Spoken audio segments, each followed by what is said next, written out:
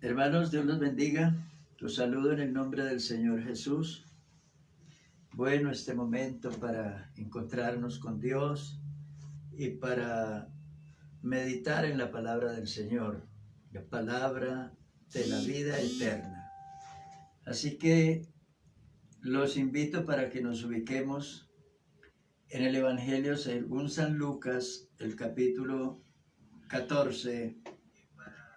Y dice el versículo 12, 13 y 14, dijo también al que le había convidado, cuando hagas comida o cena, no llames a tus amigos, ni a tus hermanos, ni a tus parientes, ni a vecinos ricos, no sea que ellos a su vez te vuelvan a convidar y seas recompensado. Mas cuando hagas banquete, llama a los pobres, los mancos, los cojos y los ciegos, y serás bienaventurado porque ellos no te pueden recompensar, pero te será recompensado en la resurrección de los justos. Eso dice la palabra del Señor. Todo a raíz de que el Señor fue invitado, dice que fue invitado por alguien, invitado, dice que a unas bodas. Y entonces el Señor le dice que cuando alguien lo invite, las personas generalmente tratan de ubicarse en el mejor lugar y de pronto no de una manera tan respetuosa del protocolo establecido en el lugar, sino que las gentes siempre procuran el mejor lugar, la mejor oportunidad y sacar el mejor provecho de cualquier reunión o de cualquier ocasión. Los seres humanos somos así. Todo el mundo trata de posicionarse, de ubicarse lo mejor posible y a veces sin importar a quien tenga que quitar del camino o a quien tenga que darle codazos o de pronto si hay que hacer trampa para quitar a otro del camino y ocupar su lugar. Esa es la manera como se actúa en este mundo. Unos aprovecharse de la oportunidad o de la ignorancia de otros o la debilidad de otros para posicionarse, para mejorar sus posiciones. El Señor dice que en el reino de Dios las cosas no son de esa manera. Luego dice que si una persona te invita a una comida, entonces dice la Biblia que casi siempre se invita es al amigo, al familiar, a la persona más cercana a sus afectos. Entonces dice la Biblia que ahí no hay recompensa, porque esa persona que es rico, que tiene algunas oportunidades, entonces luego le dice, bueno, ahora esto fue en su casa, yo acepté su invitación, un día te llamo para que vayas a mi casa o para que aceptes la invitación o el agasajo que yo te quiero hacer a tu nombre o a tu honor. Y es una manera de pagar un bien, de pagar un servicio, de pagar un beneficio recibido. Y lo que el Señor dice es, entonces ya tiene su recompensa, ya le pagaron, ya no hay más recompensas porque ya quedó saldada una deuda.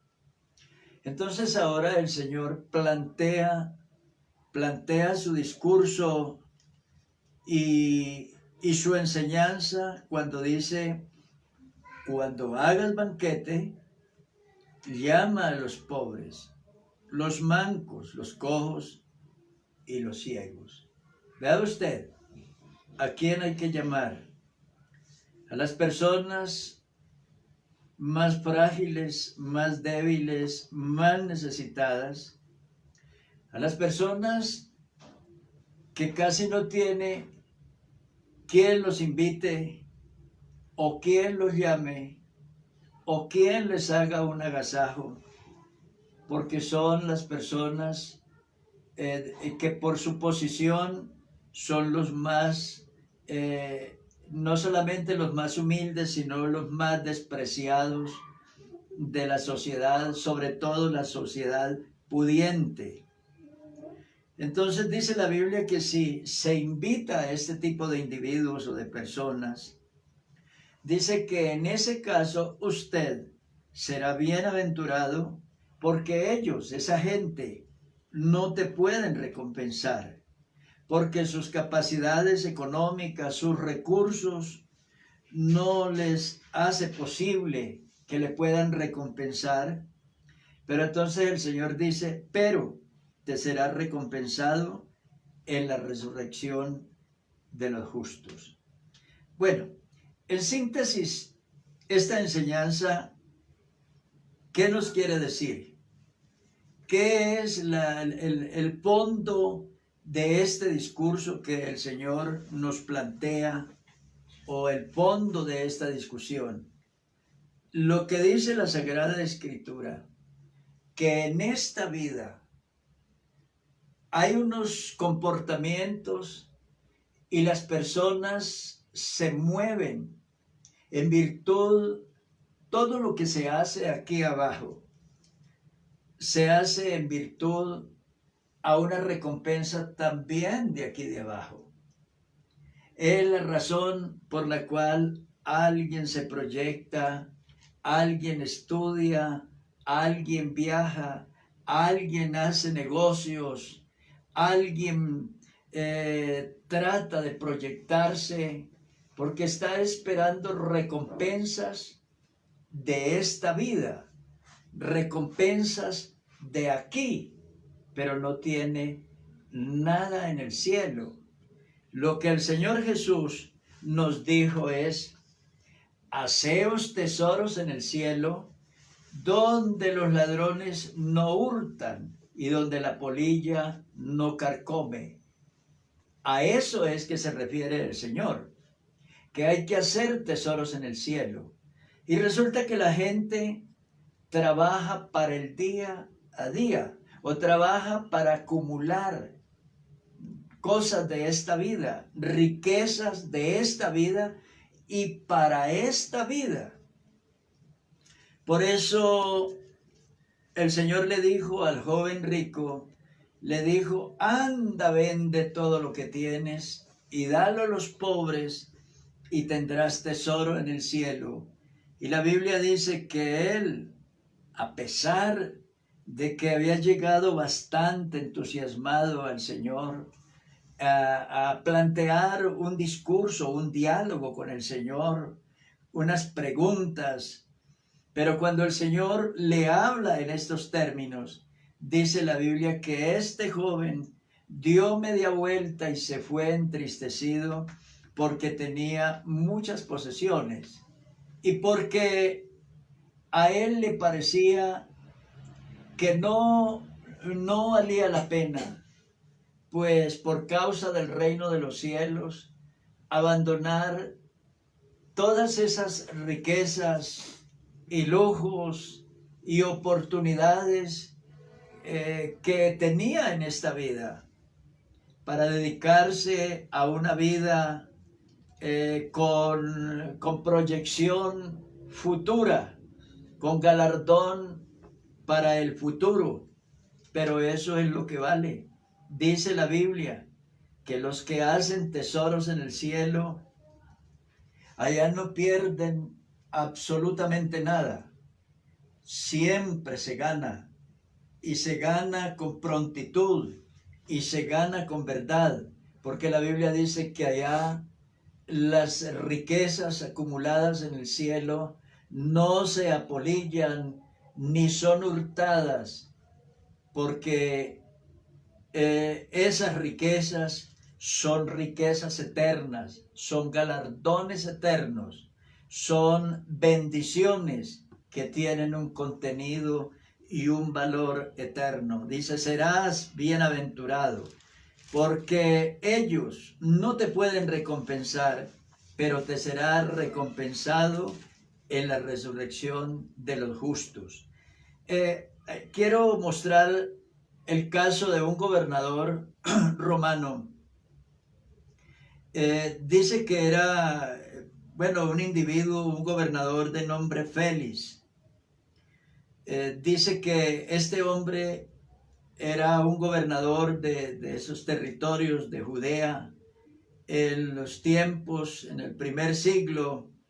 Y dice la Biblia que a manos de este gobernador llegó un proceso que tenían contra el apóstol Pablo. El apóstol Pablo fue acusado por unos enemigos y fue acusado y aprehendido por las autoridades de una manera injusta. Y todos sabían que Pablo era un hombre justo, que era un hombre inocente y que todos los cargos de los cuales lo señalaban eran falsos. Entonces Félix bien podía haberle dado la libertad siendo un juez, y en este caso si hubiera sido un juez justo. Pero dice la Sagrada Escritura que en una de tantas veces que invitó a Pablo a su despacho para oírlo, dice que Pablo disertó acerca de la justicia, del dominio propio y del juicio venidero. Y este Félix, el gobernador, se espantó y dijo, vete ahora, pero cuando tenga oportunidad te llamaré. ¿Por qué? Porque esas tres palabras conmovieron su conciencia. Esas tres palabras son, de alguna manera tienen un valor celestial. Pablo le hablaba de la justicia. Y él como juez era un juez injusto, un juez malvado. Debiera ya haberle dado la libertad a Pablo, sabiendo que era inocente y que estaba preso en una forma arbitraria. Pero en ese momento la justicia fue algo que lo tocó.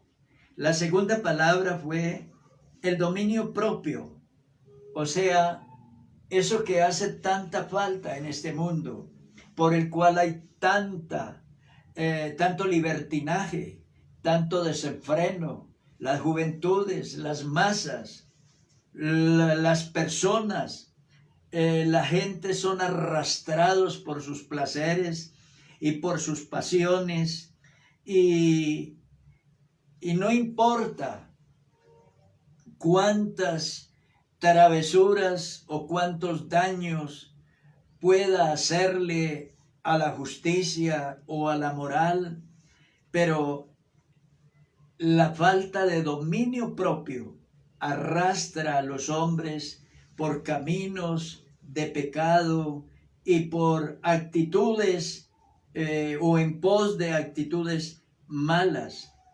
Entonces, Félix se sorprende, se asusta, inmediatamente ordena que Pablo sea sacado de su despacho porque no puede resistir cómo la conciencia en ese momento lo juzga, se siente afectado por su propia conciencia.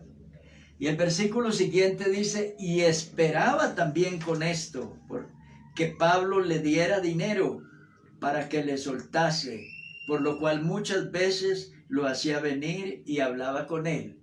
Entonces lo hacía ir a su despacho muchas veces no porque tuviera tanto interés en la justicia o en el dominio propio o saber del juicio venidero, sino porque quería dinero, quería plata.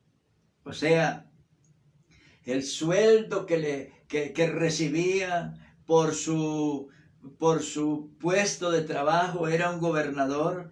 Bueno, además necesitaba más porque necesitaba alimentar su ambición y su codicia de los bienes materiales, de las riquezas de esta vida que son hurtadas y que se apolillan y que, como dijo el sabio Salomón, que se hacen alas como alas de águila y volarán al cielo.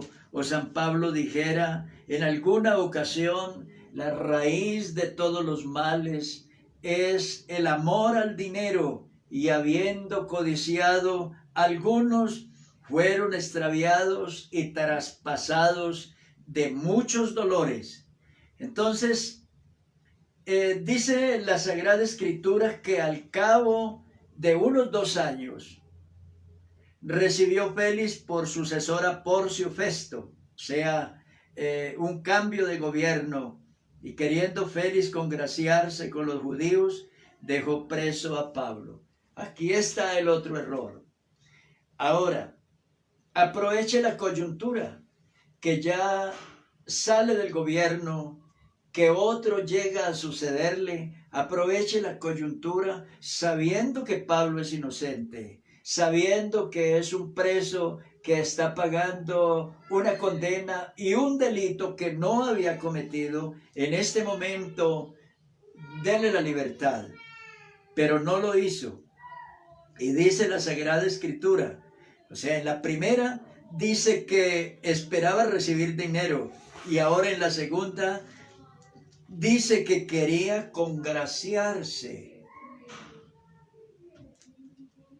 con la gente, con el populacho, con el público, con las personas. Eso es lo que hacen tantas personas que quebrantan su conciencia, quebrantan las leyes de Dios, las normas morales, las normas de la justicia, porque quieren congraciarse con la gente, porque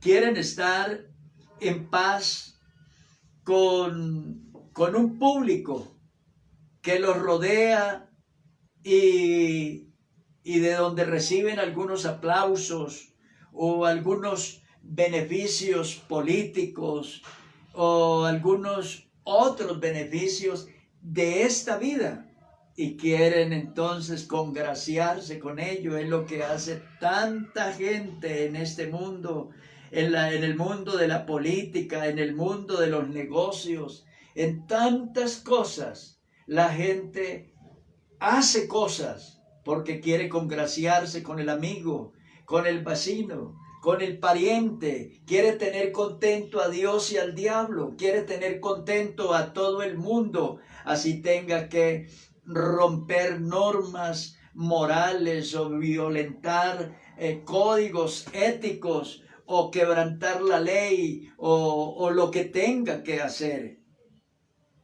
Dice la Biblia que este Félix, porque quería congraciarse con la gente, dejó preso a Pablo.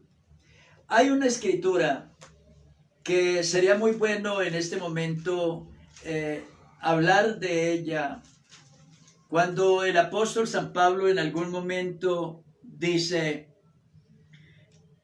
porque por ahí andan muchos, de los cuales os dije muchas veces, y ahora lo digo llorando, que son enemigos de la cruz de Cristo, el fin de los cuales será perdición. Y escucha esto: cuyo Dios es el vientre, y cuya gloria es su vergüenza, que solo piensan en lo terrenal. Observe usted, cuyo Dios es el vientre. Quiere decir que todo lo que hacen, lo hacen pensando como esa persona que solo lo hace o piensa en comer. Entonces aquí la persona está pensando en acumular y amontonar y progresar y posicionarse en esta vida. Dice, cuyo Dios es el vientre, o sea, y cuya gloria es su vergüenza, o sea, donde tiene que comprometer su honor o la dignidad de su palabra o de su nombre, pero esa es su vergüenza, que solo piensan en lo terrenal. Y en contraposición con esto está la iglesia, están los hermanos, están los creyentes, cuando dice la Biblia, más nuestra ciudadanía está en los cielos, de donde también esperamos al Salvador, al Señor Jesucristo, el cual transformará el cuerpo de la humillación nuestra, para que sea semejante al cuerpo de la gloria suya, por el poder con el cual puede también sujetar a sí mismo todas las cosas.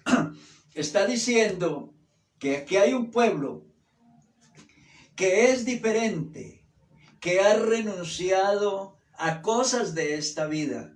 Observe lo que le dicen, por ejemplo, los discípulos al Señor Jesús en alguna ocasión, dialogando con Él en los últimos tiempos de la estadía del Señor en la tierra. Entonces, le dicen los apóstoles al Señor, preguntándole, Señor, y en la resurrección, ¿qué tendremos? Ellos lo habían dejado todo. Dice la Biblia que Pedro y Andrés eran pescadores y un día dejaron las redes, dejaron la barca y dejaron a su padre Zebedeo y se fueron en pos de Jesús. Y ahora le preguntan, Señor, en la resurrección, en la vida eterna, ¿qué pues tendremos? ¿Cuál será nuestro premio? ¿O nuestra galardón o nuestra riqueza? ¿Cuál será nuestro lugar en el cielo? Y el Señor les contesta, porque ellos le dicen, nosotros lo hemos dejado todo y te hemos seguido. ¿Qué pues tendremos? Jesús les dijo, de cierto os digo que en la regeneración, cuando el Hijo del Hombre se siente en el trono de su gloria, vosotros que me habéis seguido, también os sentaréis sobre 12 tronos para juzgar a las 12 tribus de Israel. Y cualquiera que haya dejado casas, o hermanos, o hermanas, o padre, o madre, o mujer, o hijos, o tierras por mi nombre, recibirá 100 veces más y heredará la vida eterna. Entonces, vale la pena estas palabras del Señor cuando dice, mire, cuando haga cosas aquí, siempre hágalas pensando en la vida eterna, pensando en el cielo, pensando en la vida futura, pensando en el más allá. Esta vida se acaba, esta vida termina, y el día que usted se vaya, no puede llevarse absolutamente nada. Entonces debe pensar en la vida futura y en riquezas que no perecen, en galardones que no se marchitan. La Biblia nos dice que nosotros fuimos llamados para una salvación inmensamente grande. Eso dice la Sagrada Escritura, para una salvación grande y para una salvación que no se marchita, para una salvación que no enferma, que no se daña. Dice, bendito el Dios y Padre de nuestro Señor Jesucristo, que según su grande misericordia nos hizo renacer para una esperanza viva por la resurrección de Jesucristo de los muertos. Y escuche esto, para una herencia incorruptible, incontaminada e inmarcesible, reservada en los cielos para vosotros. Hermanos queridos, Dios les bendiga. Ahí les dejo esa exhortación de la palabra del Señor y siempre piense, todo lo que haga en esta vida, hágalo pensando en los tesoros del cielo, en la vida futura, en aquella vida, la del más allá, después que nos hayamos ido de aquí. Haced tesoros en el cielo, donde los ladrones no hurtan y donde las polillas no dañan esas riquezas, porque son eternas, porque son incorruptibles, inmarcesibles, son celestiales, son eternas, son divinas. Dios te bendiga.